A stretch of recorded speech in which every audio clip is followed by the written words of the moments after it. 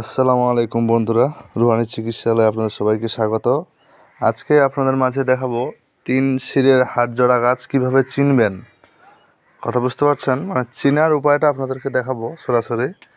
তো চলুন দেখেন, অল্প জাস্ট 30 সেকেন্ডের মধ্যে দেখানো হয়ে যাবে।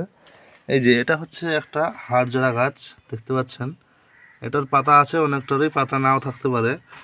তো এটা 3 শিরের হাড়জোড়া গাছ কিভাবে চিনবেন, এই যে দেখুন, এটা কিন্তু এই যে হাড়জোড়া গাছ, এটা এই যে 4 শির। কীরকম বুঝবেন? এই যে দেখেন, এই যে একটা ধার দেখতে পাচ্ছেন, এই যে একটা, এই যে একটা, দুইটা, এই যে একটা, তিনটা, আর পিছনে একটা আরও আছে, এই যে দেখেন, আশা করি দেখতে পাচ্ছেন, এই যে একটা, 4টা।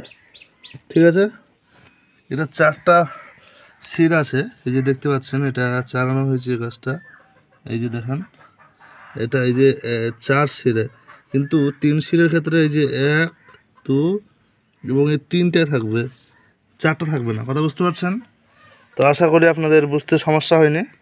তো এইরকম যারা আপনারা পেলে অবশ্যই কাজ সংগ্রহ করে রাখবেন।